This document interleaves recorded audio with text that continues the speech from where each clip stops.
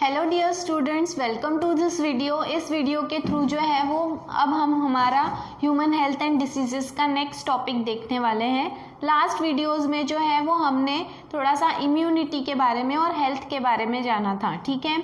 अब इस वीडियो के थ्रू जो है वो हम इम्यून सिस्टम के जो टाइप्स हैं वो देखेंगे, ठीक है।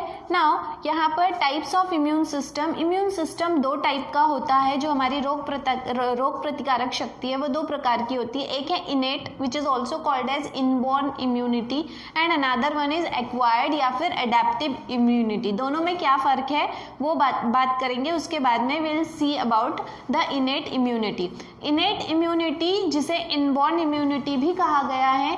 इनबॉर्न इम्यूनिटी मतलब ये उस प्रकार की रोग प्रतिकारक शक्ति है जो जन्म से हमारे साथ में होती है, जो हमारे शरीर में पहले से ही मौजूद होती है, ठीक है, which is already present in our DNA, जो हेरिडिटरी होती है, ठीक है। और यहाँ पर ये जो भी टाइप ऑफ इम्यूनिटी है इसको इनबिल्ट बोलते हैं ना, कि हम अंदर से ही वो प्रेजेंट होती है इनबिल्ट, उसको उसमें दोबारा से कुछ चेंजेस नहीं होते, ठीक है। देन इसके बाद में नेक्स्ट इज एक्वायर्ड या फिर एडेप्टिव इम्यूनिटी। एडेप्टिव या फिर एक्वायर करना यानी हासिल करना, जो फिर हम हमारे लाइफ टाइम के दौरान हमारी बॉडी जो है वो अलग अलग दवाइयाँ या अलग अलग लस जिसे हम वैक्सीन कहते हैं उसके द्वारा जो हमारे बॉडी का इम्यून सिस्टम बढ़ता है, रोग प्रतिकारक शक्ति में वृद्धि होती है, उसे जो है वो हम क्या कहेंगे, एक्वायर्ड इम्यूनिटी, ठीक है, या एडेप्टिव इम्यूनिटी जो हमने बाद में हासिल की है, ठीक है। आज जो है वो हम इनेट इम्यूनिटी के बारे में देखेंगे, ठीक है। इनेट इम्यूनिटी जैसे मैंने बताया इनबॉर्न इम्यूनिटी है, ठीक है। और इम्यून सिस्टम का सबसे मेन काम क्या है कि जो भी फॉरेन ऑर्गेनिज्म बॉडी के अंदर आते हैं उनसे लड़ना, उनको क्या करना, उसको रिस्ट्रिक्ट करना, ठीक है। तो हमारा जो रेजिस्टेंस है वो किसी भी इन्फेक्शन जो है उससे अपने बॉडी को बचाना। और वो कहाँ पर है, ऑफ हिज और हर जेनेटिक मेकअप, जो किसका हिस्सा है, आपके जेनेटिक मटेरियल का हिस्सा है, मतलब आपके जीन्स में ही जो है ये इम्यून सिस्टम प्रेजेंट है, ये इम्यूनिटी, ये रोग प्रतिकारक शक्ति पहले से ही मौजूद है, ठीक है। देन इसके बाद में देखो, इसीलिए इसे क्या कहा गया है, it is a natural defence system. ये हमारे बॉडी के अंदर नेचुरल डिफेंस सिस्टम है, कुछ भी आर्टिफिशियली हमारे बॉडी में तैयार किया गया नहीं है, ठीक है। देन ये जो है इसके ऊपर और किसी दूसरे, जो जैसे मैंने बताया कि ये पहले से ही है, हेरिडिटरी है, आपके जीन्स में प्रेजेंट है, तो इसके ऊपर और किसी को आपने बाहर से कोई और दूसरा जो है वो दवा ली है या और कुछ लिया है, इस पे उसका कोई असर नहीं होता। ये इनेट इम्यूनिटी जो है इसके ऊपर किसी माइक्रो ऑर्गेनिज्म या कोई इम्यूनाइजेशन जो हम वैक्सीन लेते हैं हमारे इम्यून सिस्टम को बढ़ाने के लिए, वो एक्वायर्ड इम्यूनिटी में जाता है। इनेट इम्यूनिटी से उसका कोई लेना देना नहीं है। Then it is non specific. जैसे आपको पता होगा कि हमें कोई भी बीमारी अगर होती है तो हम पर्टिकुलर दवा लेते हैं। आपको सर्दी खांसी हुई है तो आप सर दर्द की दवा नहीं लेते या पेट दर्द की दवा नहीं लेते, ठीक है। क्यों? क्योंकि वो दवा जो आप ले रहे हो वो स्पेसिफिकली सिर्फ सर्दी खांसी के ऊपर ही वर्क करेगी। लेकिन इनेट इम्यूनिटी के पास में ऐसी कोई स्पेसिफिक इंफॉर्मेशन नहीं होती, वो हर प्रकार के रोगों से लड़ने की थोड़ी बहुत क्षमता रखता है, ठीक है। इसीलिए वो नॉन स्पेसिफिक होता है कि मतलब एक रोग से लड़ रहा है बाकी से लड़ नहीं पा रहा है, ऐसा नहीं है। हर रोगों से लड़ने की थोड़ी बहुत क्षमता उसमें होती है, ठीक है।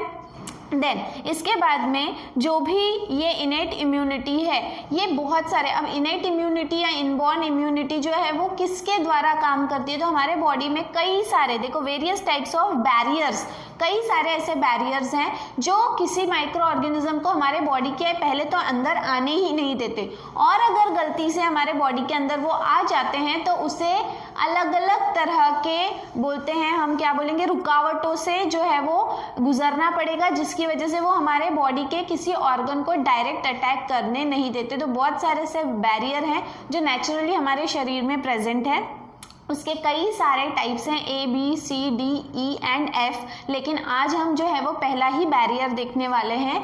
यहाँ पे इपिथेलियल सरफेस का मतलब होता है कि आपके बॉडी में जो भी लेयर्स हैं, ठीक है, जितने भी आउटर लेयर्स हैं या कवरिंग्स हैं आपके बॉडी की, वो जो है वो कहलाते हैं एपिथेलियल सरफेस। तो हर कवरिंग के ऊपर या कवरिंग में जो इम्यून सिस्टम, इनेट इम्यूनिटी है, वो हमको देखना है, ठीक है। तो देखो यहाँ पे एपिथेलियल सरफेस जो है, इसमें क्या चीज़ें इंक्लूड हो रही है, स्किन एंड म्यूकस कवरिंग, मतलब हमारे बॉडी को जो कवर करता है वो है स्किन, ठीक है, हमारी चमड़ी। उसके अलावा जो है वो म्यूकस मेम्ब्रेन। म्यूकस देखो आप, हमारे बॉडी के बहुत सारे ऐसे हिस्से हैं जहाँ पे स्टिकी सब्सटेंस तैयार होता है। वो जो स्टिकी सब्सटेंस तैयार हो रहा है वो म्यूकस लेयर है जो ये स्टिकी सब्सटेंस तैयार करती है। स्टिकी सब्सटेंस इसलिए तैयार किया जाता है ताकि हवा की वजह से या पानी की वजह से कोई भी अनवांटेड पार्टिकल या अनवांटेड माइक्रो ऑर्गेनिज्म आपके बॉडी में एंट्री ना करें, ठीक है।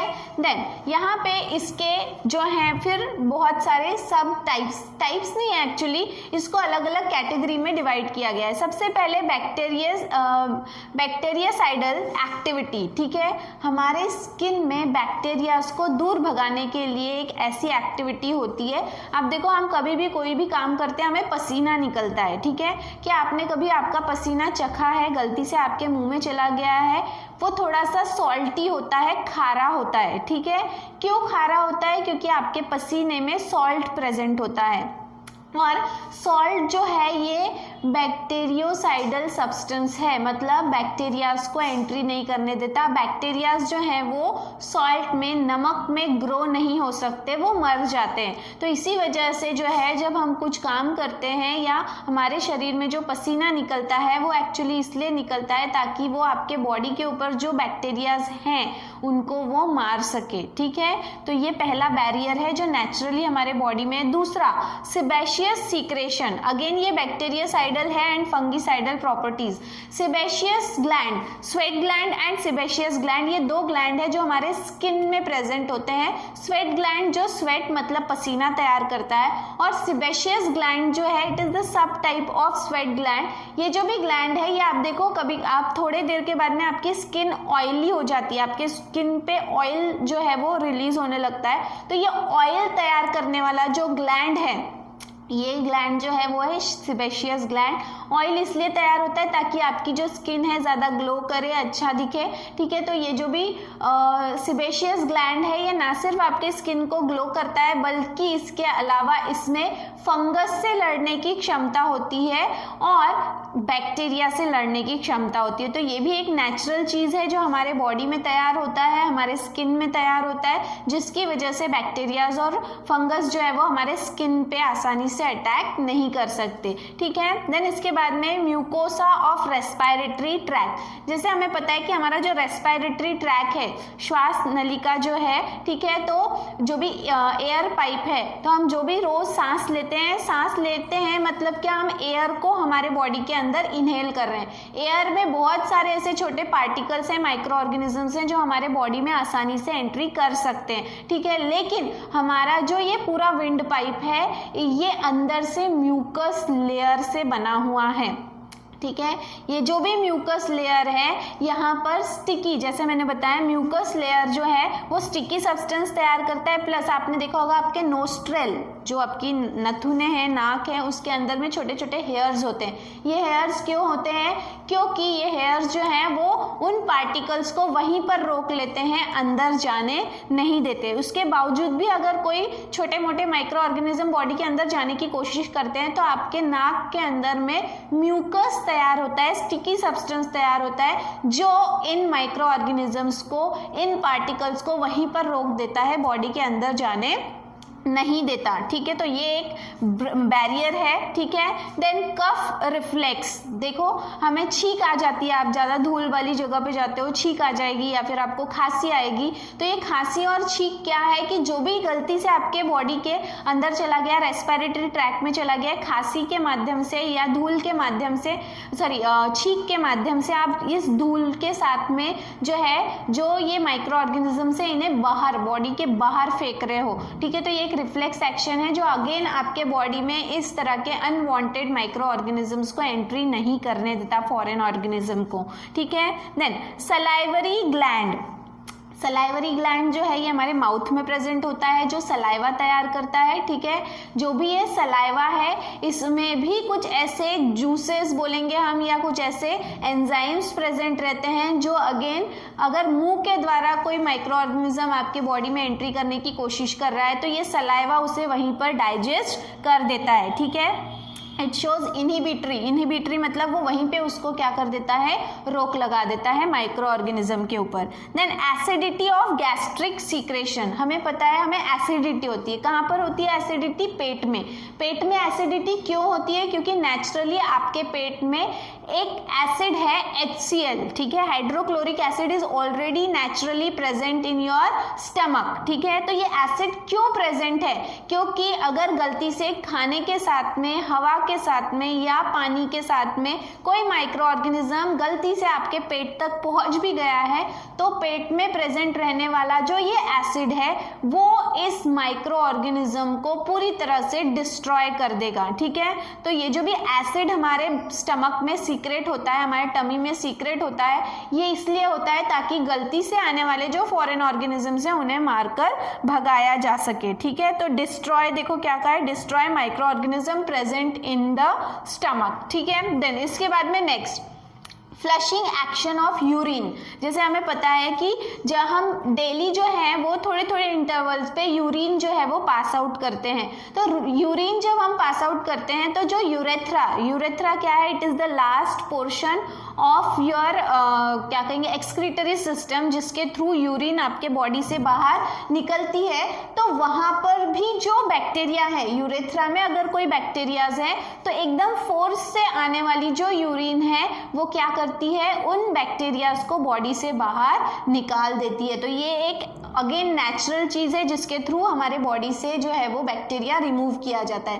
देन अगेन सीमेन क्या है, तो सीमेन जो है ये मेल में तैयार होता है, इसमें स्पर्म होता है। Semen is nothing but it is the क्या कहेंगे हमको कलेक्टिव सोल्यूशन कंटेनिंग स्पर्म, उसमें स्पर्म प्रेजेंट रहता है। इसके अलावा दूसरे न्यूट्रिटिव सब्सटेंसेस प्रेजेंट होते हैं। सीमेन के बारे में हम जब रिप्रोडक्शन इन ह्यूमन बीइंग वाला चैप्टर पढ़ेंगे इसमें डिटेल में दिया हुआ है, ठीक है। तो सीमेन में जो है वो स्पर्माइन एंड जिंक, ये दो चीज़ें प्रेजेंट होती हैं जो एंटी बैक्टीरियल होती हैं। अगेन ये भी, इनमें भी ये क्षमता होती है कि वो बैक्टीरिया को मार सके, ठीक है। तो ये जो है अगेन ये नेचुरल चीज़ है जो हमारे बॉडी में प्रेजेंट रहती है। And semen is specially related to males, ठीक है, ये जो है वो मेल से जुड़ा हुआ है। देन कंजंक्टिवा मतलब हमारी जो आँखों की आईलिड है, ठीक है। तो कंजंक्टिवा जो है हमारे देखो आँख जो है उसके ऊपर जो एक लेयर प्रेजेंट होती है वो क्या करती है, it feeds off foreign particles by lacrimal secretion. देखो हम कभी कभी सोकर उठते हैं या आपके आंखों में जो है वो थोड़ा सा वाइट कुछ स्टिकी सब्सटेंस जो है वो कॉर्नर में आकर जमा हो जाता है, ठीक है। वो कॉर्नर में आकर जो जमा हुआ है वो क्या है, लैक्रिमल सीक्रेशन। या आपके आंखों में कुछ चला जाता है, कचरा वगैरह चला जाता है तो फिर हम बोलते हैं कि आंखों में जो है वो एक साइड में जमा हो जाता है, तो वो क्या है, वो एक्चुअली कंजंक्टिवा है जो उस कचरे को जो है वो एक जगह लैक्रिमल सीक्रेशन की मदद से उसको वो आपके आंखों से बाहर निकाल रहा है, ठीक है। तो ये जो है अगेन ये एक नेचुरल बैरियर है जो हमारे बॉडी में आंखों के द्वारा भी किसी माइक्रो ऑर्गेनिज्म या फॉरेन सब्सटेंस को बॉडी के अंदर एंट्री नहीं देता। देन लास्ट में है टीयर्स, ठीक है। हमें आंसू क्यों आते हैं, आंसू अगर आपके आंखों में कुछ चला जाता है तो भी इमीडिएटली आपके आंखों से आंसू आने लगते हैं। रोना अलग बात है, लेकिन अगर आपके आंखों में कुछ चला जाता है तो भी आपके आंखों से आंसू आते हैं। ये आंसू जो है ये इसमें क्या प्रेजेंट रहता है, तो इसमें जो है एक एंजाइम प्रेजेंट रहता है जिसका नाम है लाइजोजाइम्स, ठीक है। ये लाइजोजाइम्स जो है ये अगर आपके आंखों में कुछ चला गया है मतलब अगर आपके आंख में कचरा गया है या और कुछ चीज गई है तो उस उसके थ्रू आपके बॉडी के अंदर कोई माइक्रो ऑर्गेनिज्म जाने की कोशिश तो नहीं कर रहा, आपके आंखों में कोई माइक्रो ऑर्गेनिज्म तो नहीं चला गया, इसीलिए इमीडिएटली आंसू के तौर पे लाइसोजाइम ये एंजाइम तैयार होता है और उन आंसुओं के वजह से जो भी माइक्रो ऑर्गेनिज्म अंदर आने की कोशिश कर रहे हैं वो बहकर बाहर निकल जाते हैं और इस तरह से आपके आंखों से भी कोई माइक्रो ऑर्गेनिज्म आपके बॉडी में जा नहीं सकता। ठीक है, तो ये एक ऐसा सब्सटेंस है जो पैथोजेनिक ग्राम पॉजिटिव बैक्टीरियाज जो हैं वो दो टाइप के होते हैं, gram negative and gram positive. ये जो है वो उनको कलर किया जाता है, स्टेनिंग किया जाता है, कौन सा स्टेन ले रहा है और कौन सा स्टेन नहीं ले रहा है उसके बेसिस पे इट इज डिसाइडेड कि कौन सा ग्राम पॉजिटिव बैक्टीरिया होता है और कौन सा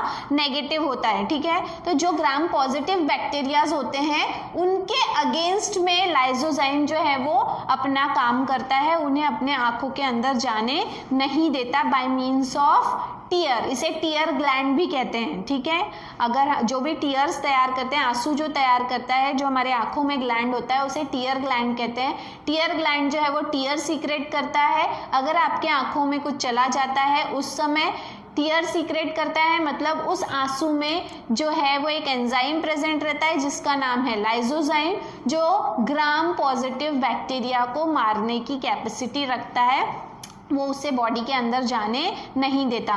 तो ये जो भी है, जैसे बताया मैंने आपको, इनेट इम्यूनिटी, इनबॉर्न इम्यूनिटी जो हमारे बॉडी में हमारे जीन्स में पहले से ही है, हमारे साथ में हेरिडिटरी है, ये जो है ये सिर्फ मतलब अलग अलग बैरियर के माध्यम से हमारे बॉडी को जो है वो माइक्रो ऑर्गेनिज्म या फिर किसी भी प्रकार के फॉरेन ऑर्गेनिज्म से बचाने का काम करते हैं। ठीक है, इसके बाद में और भी दूसरे टाइप्स हैं और भी बैरियर्स हैं, लेकिन वो हम हमारे नेक्स्ट वीडियो में देखेंगे। तब तक के लिए थैंक यू।